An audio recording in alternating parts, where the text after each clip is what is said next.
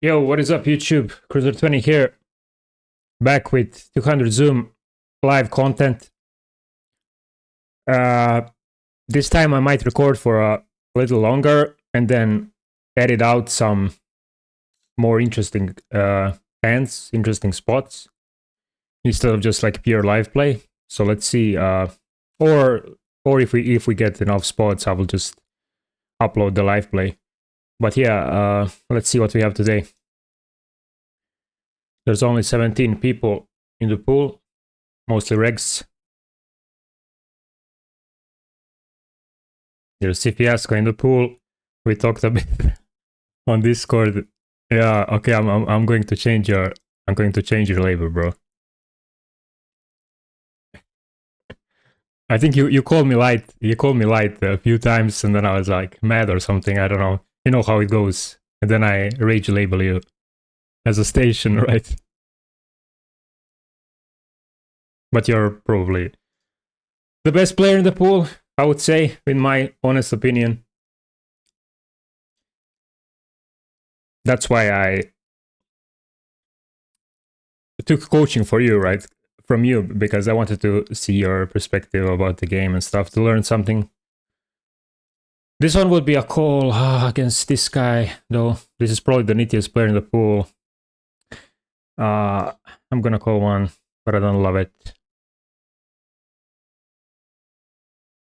I never in my life saw stats like this. Nittiest stats. Like, it's not like I'm ranting against the guy or anything, but it's really impossible to have 20k hands on a guy this year, and he has 42 win so flop. I never in my life saw a stat like that. Again, no disrespect or anything, but it's really funny to me. And what's even more funny is I checked my results and I'm down the most versus this type of guy, this type of players, right? So that means I literally cannot fold versus nittier players, but I'm a station versus them. Okay.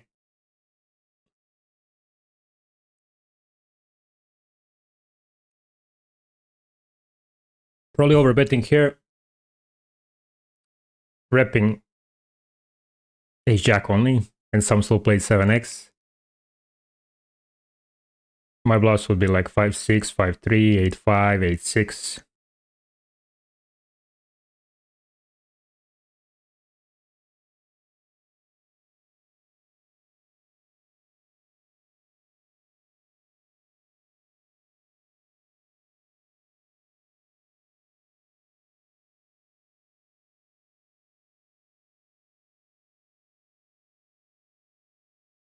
But this one is already indifferent. Versus button, it's like zero, close to 0 EV. Versus cutoff, it's going to be even closer. And again, against this guy, I'm just gonna let it go. We got called by 4-5 here.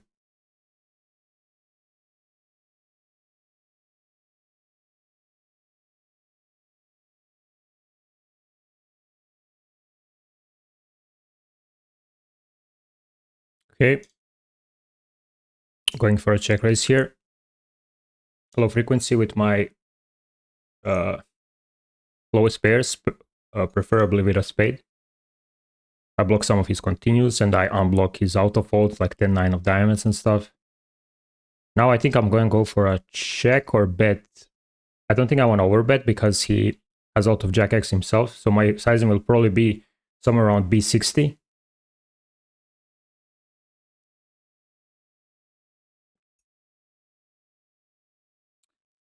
Now what I want to do, probably overbet myself because I don't think he's gonna reopen the action that often, right? My bluffs here would be something like offsuit spade hand, offsuit low spade hand that I check raise the flop. Mostly, probably.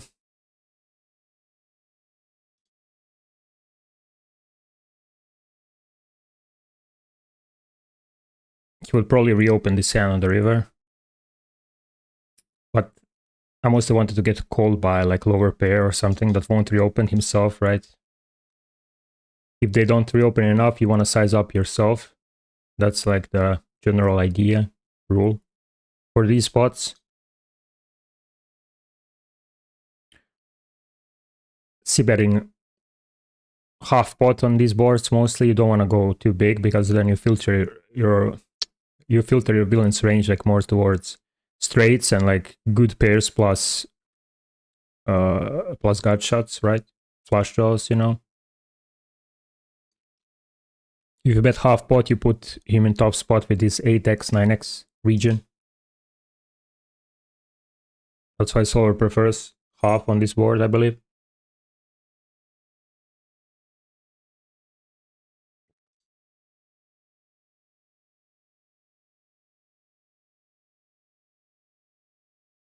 Okay, starting with a small c-bet here.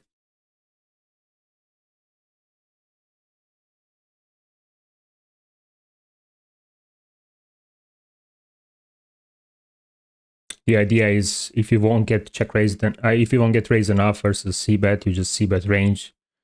But everyone already knows that probably.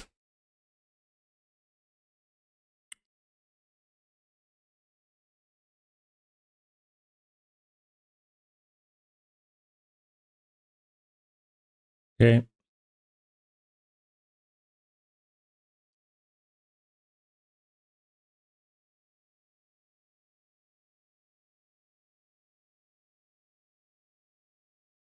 I'm gonna go for a 4-bet here. I'm gonna size up a bit because we're deeper. This seems good.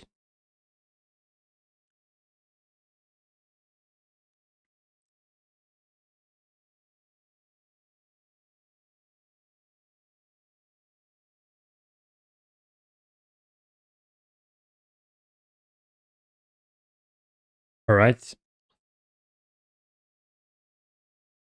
Interesting board. On some ace-high boards, you're supposed to check, especially deeper, BBB, but I don't think this is one of them.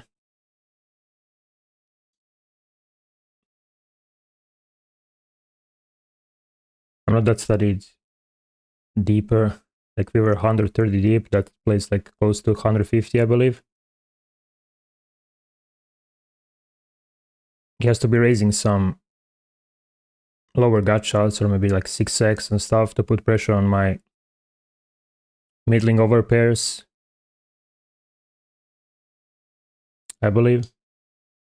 Would be my guess, a bit deeper.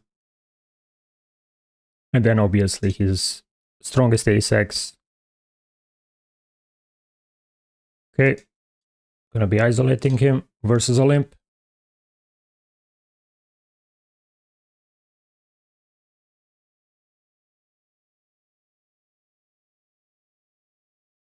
This one is interesting. I wanted to check raise my hand, but against his sizing, makes me think he's more stronger because generally you don't want to size this big on this board. I'm just gonna call instead. Hope to hit a deuce.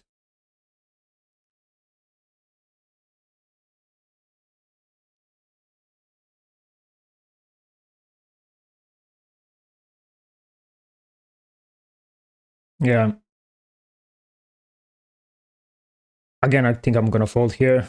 If he used the normal size on the flop, I think I would call with my gut shot and pair. But just folding here, checking here.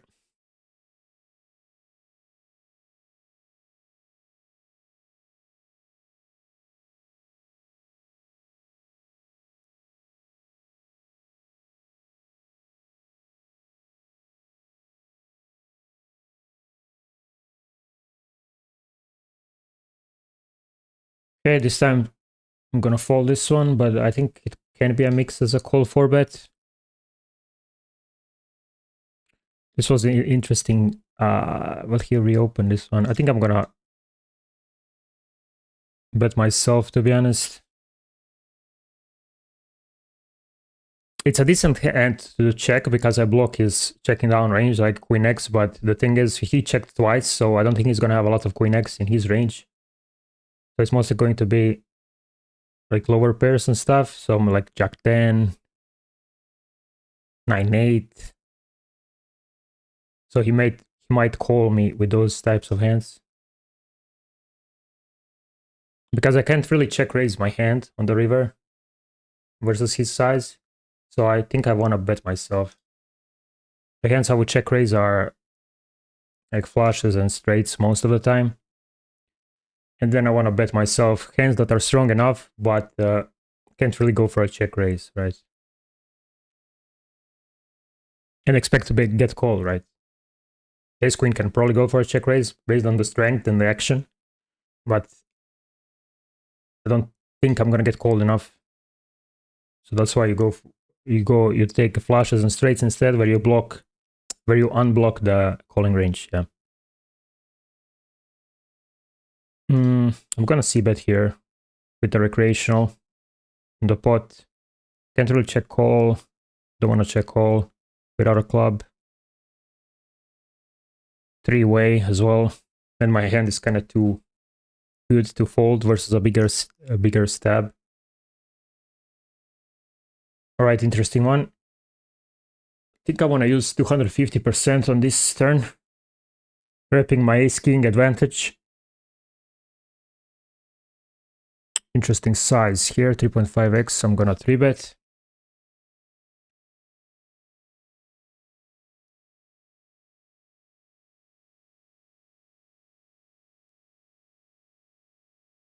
All right, so here I'm gonna start with a small. I think this board is pretty good for me not to c-bet for a high frequency, I believe. But this one, so he called at 250% turn. Ace 7, ace 8, ace deuce. I think this is gonna be overfolded. I mean underfolded. Ace king, there's a lot of bluffs I can take. Oh man. I think I'm gonna exploitatively give up. Yeah, he had a really good hand to call me down. This is one of the spots I think Theory plays way different than the solver. I don't think people would bluff catch turn enough with like king x type of hands, so it's mostly going to be ace x versus my size. And I need to check this one down. Beating some king queen, yeah.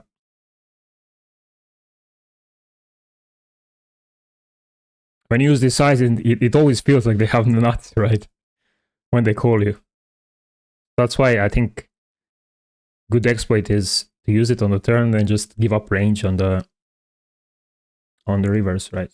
Unless I improve, or unless there's a scary river that I can bluff on, right?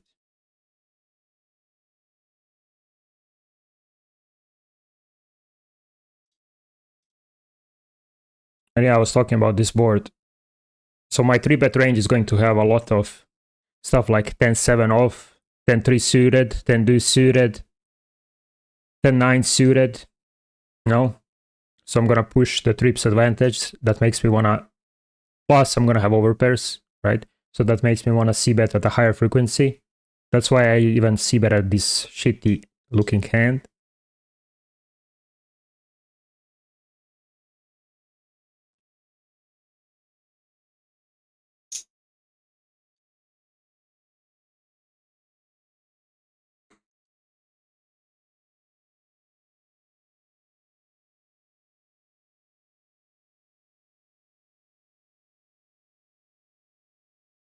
Right, pretty good board for me. Expect him to check range here. I'm not gonna be stabbing my hand that often. I hate getting check raised when I have a gut shot, right?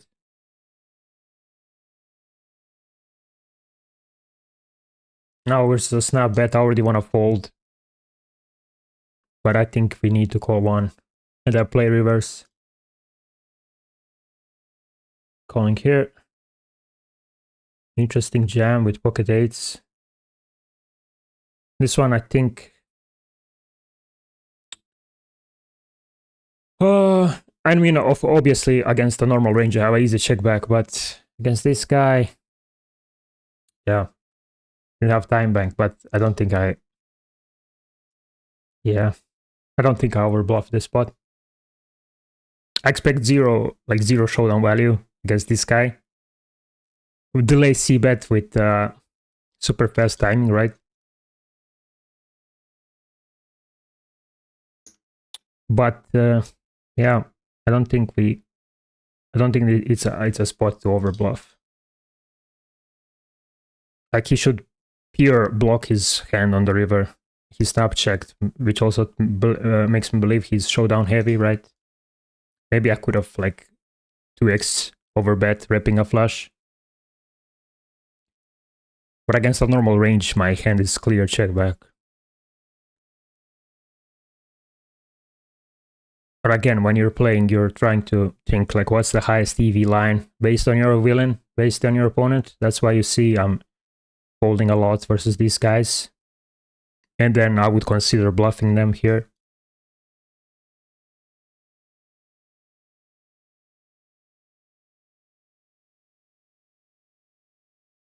Okay. Good card for me. I'm gonna have a pretty high c-betting frequency, probably like close to 70%, 65, something like that. And I'm also gonna use some middling size folding here, three-way.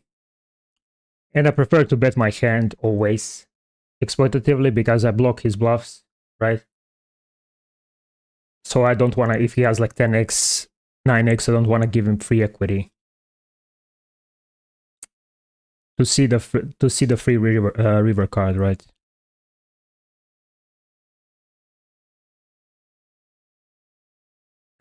This one, the jam with eights is interesting in position.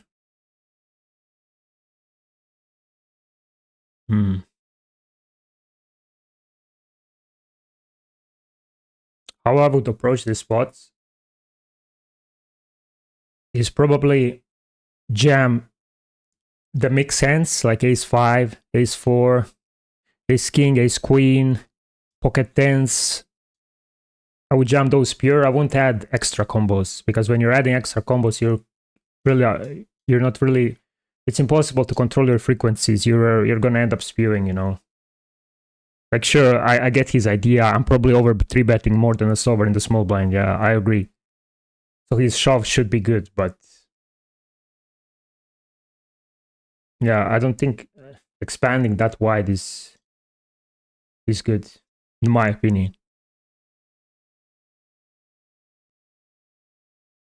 All right. So this one, he checked the flop. When I'm stabbing, gonna use 250% just to rep 3x most of the time and then strong queen x. And against the passive opponents, I'm never gonna go for a check with these types of strong hands. Because simply I don't expect them to reopen enough once they snap check the flop as well.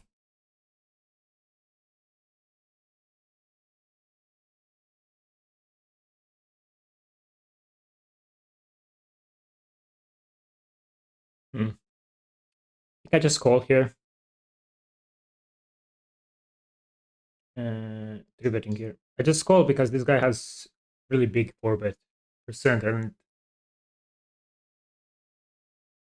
even though it's cutoff versus button, I'm not really confident because I haven't tagged as a fish, but he has high 4-bet percent, so I can't really put his range in a place, right? Going to be checking here, realizing my equity. Not once he checked twice, I'm just gonna be betting, hoping to fold ace highs.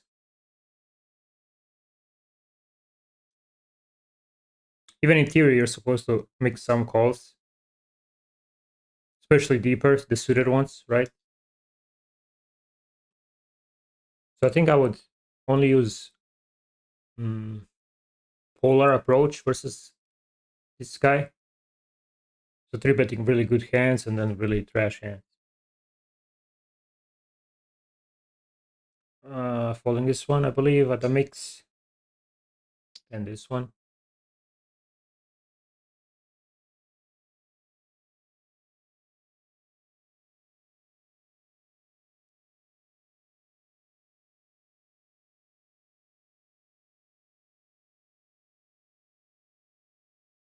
Okay, starting with the 1 BB bet. But yeah, I enjoy playing button flats. It's a really understudied spot. In my eyes, you can get away with a lot of cool things if Willen doesn't know how to play the spot right. Let's say there's a ace high board and villain checks. You're supposed to overbet, and then villain's supposed to mix folds with some of his ace-x, some of his stop pairs already on the flop, which I don't think anyone ever does in this pool, from my experience. So there's a lot of cool exploits you can do on the. You can value bet like all your sets. You can value bet them more. You don't need to slow play. What else? You can bluff more on the turn because his range is going to be more those middling ace-x from the flop, right? If you want to mix folds with them, a lot of stuff you can do. The spot doesn't occur that often, so it's not worth studying. But you will probably hear from a lot of people. But still, I like studying these small pots just to keep me interested in the game, right? Because if you study every day like blind versus blind, button versus BB, you get bored pretty fast. This one I'm debating just shoving. I think I'm gonna do it on this board. Yeah, even though I have ace of spades, which is not ideal for a shove, but I still think I'm gonna shove.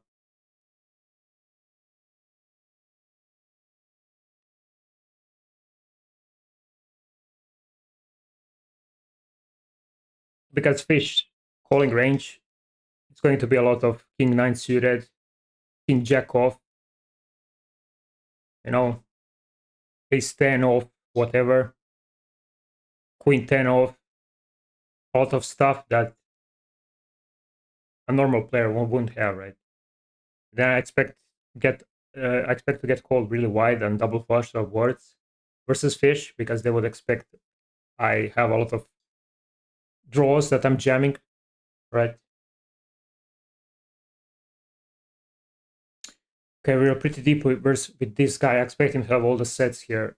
Do I want to ever slow play him? I can't, probably not, because this guy is so short. Yeah. If this guy calls, I'm in trouble, I think.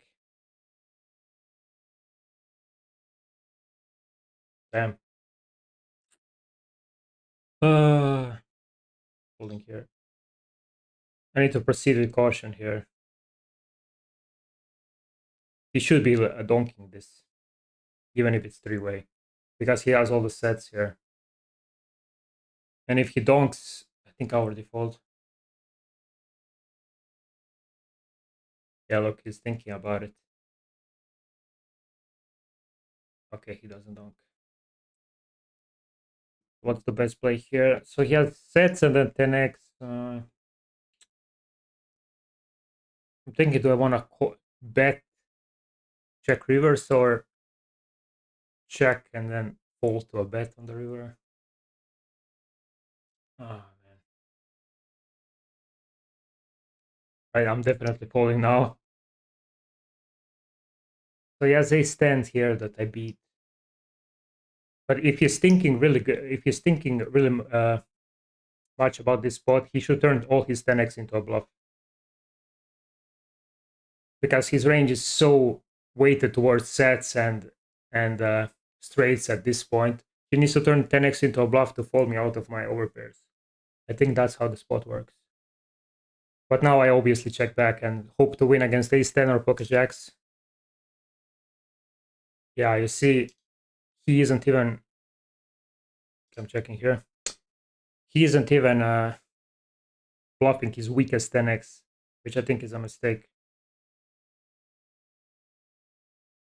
So in my eyes, I think he played it bad on the turn and on the river. Calling here. Like, this board is so good for him. Call caller. Like, the fish calls, and he's going to have all the sets. He's going to have two pairs, straights. It's insane.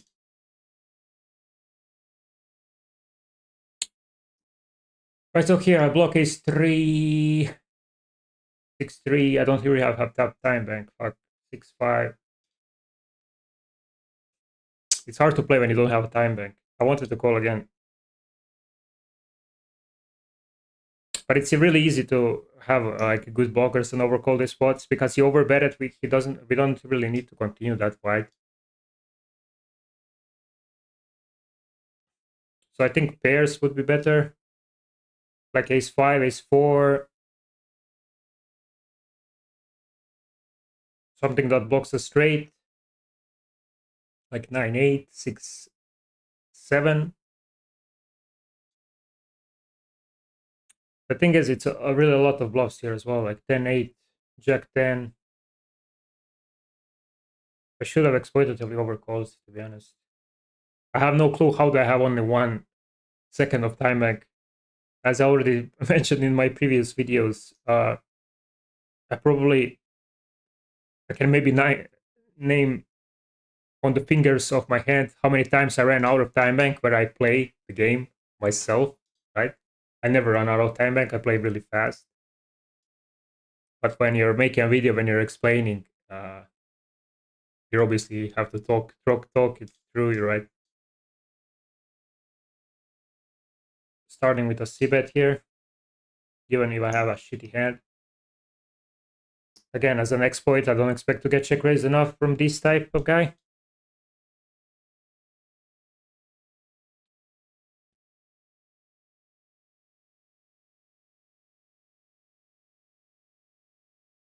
All right, interesting dynamic here. It's a recreational, but he's short stacker and he 3-bet to smaller size. I still think I have to call. I'm flatting here. Don't love it, but I think I have to call. Oh man. Didn't have such a good hand to call here. I have a backdoor. Need to call one. Yeah, we get rewarded, but I needed to call that one. This one I'm gonna block. What do I do here?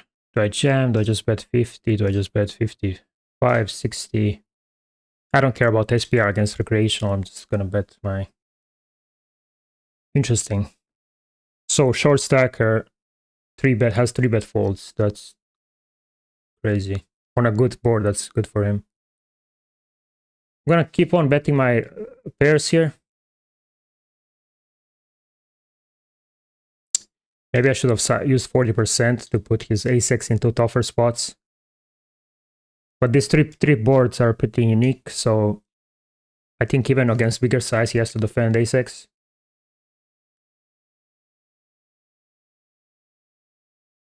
Generally, when the recreational 3-bets, like you expect him to be tighter. Plus, he's short stacking, so once you do hit your hand, you're not gonna get his stack. You're gonna get half of the stack. But yeah, I'm super surprised that he check folded the turn. Even if he has ace king of hearts, I expect him to raise against my bet, right? So really weird spot in my eyes. All right, so here I'm going to be using 250 again because he checked on a board that's good for him. Like all the ace kings, pocket aces and stuff. Should see bet most of the time. So now he's gonna have a weaker ace or like a draw, jack X.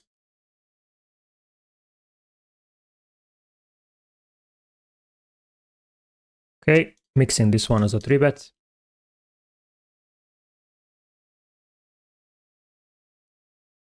Also, guys, I know a lot of people added me last month and in January for coaching. Do I do coaching? As I said, I'm gonna do coaching, and I did a bit. But then in February, I took the whole February off coaching because I was playing more myself. I was going for the rakeback select program grind. Oh wait, I'm gonna c-bet this one. Looks good to c-bet with a queen of clubs. But yeah, that was my plan for February. So I was playing more. But now I'm back. I'm back to coach more people. So if you are one of the guys who already contacted me, fuck, I can't even speak. If you're one of the guys, please message me again. I have time now. If you want, we can go over your sessions, your stuff, what you need help with, your leaks, etc., etc. Or if you're a new guy that just found the channel and also wants to get my coaching, feel free to message me on Discord or for any other questions if you guys have. I have an announcement soon to make. But it's not really on me to make that announcement yet. So we're gonna have to wait till April for that. Also related to coaching stuff. But yeah, just feel free to message me on Discord if you're interested. Okay, against the recreational, gonna be 3-betting more linear. Starting with a check here. Snap check. So he's gonna have some weak ace-x, but mostly I expect his range to be like queen 10, king 10, king jack. Against that, I want to bet myself. And I'm probably shoving river. I block the queen x of clubs. I lose to ace 5, and that's pretty much it. I expect his range to be at this point. This one I'm just going to go for a call versus this big size. Yeah, I think I'm going to jam and hope he calls me with ace jack and ace 10.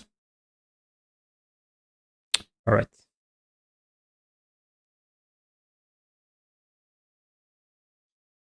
Okay.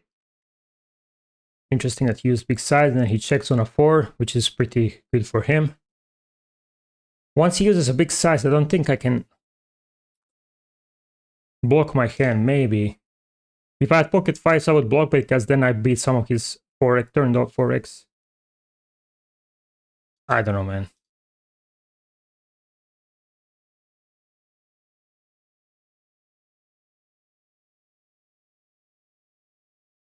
Block. Generally, when villain uses big size on the flop, do I want to jump this? I have ace 5, I think I want to jump this. I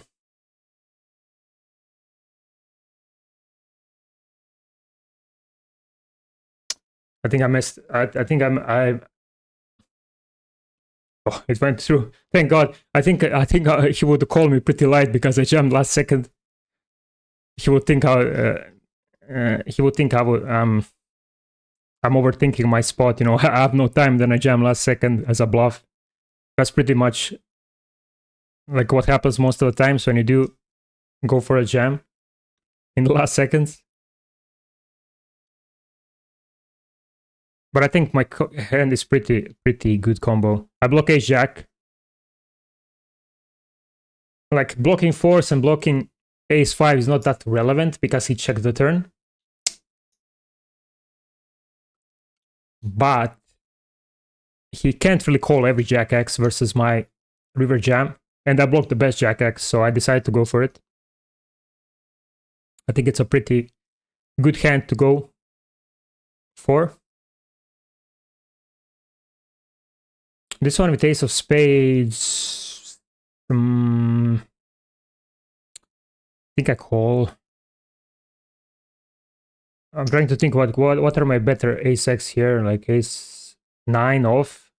And then ace 4, ace 5 is probably better because they have backdoor gut shots, backdoor straight draws, right?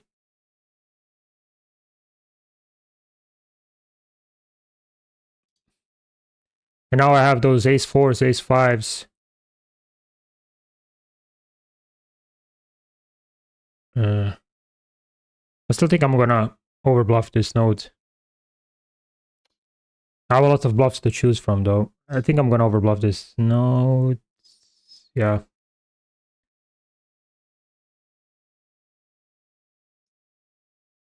It might be overbluff with all ace, like, because I have ace 4, ace 5. I think it's a definite overbluff.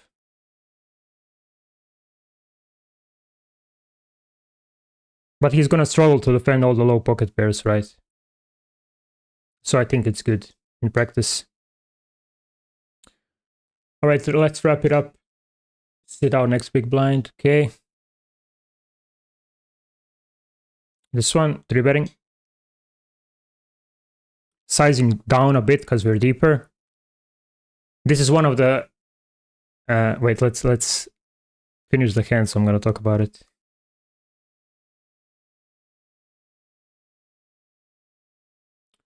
Okay. Deeper, I'm not sure about my exact frequencies here, but I think on a high roll with Jack of Hearts, I am allowed to c-bet some of the time. That board, right? Especially if you won't check raise me enough.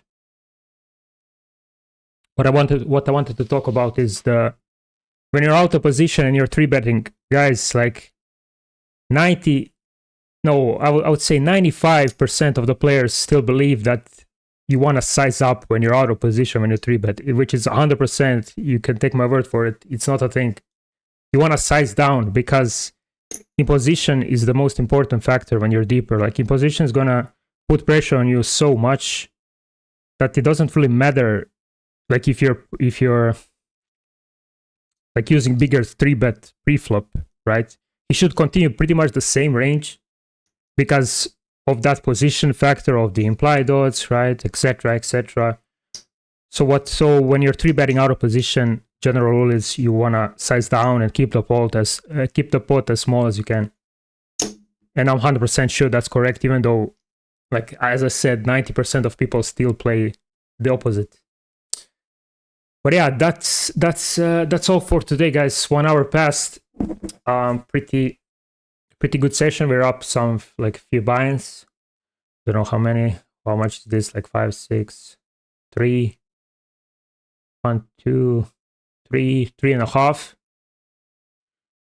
A bit. I don't know. I can't do math. So yeah,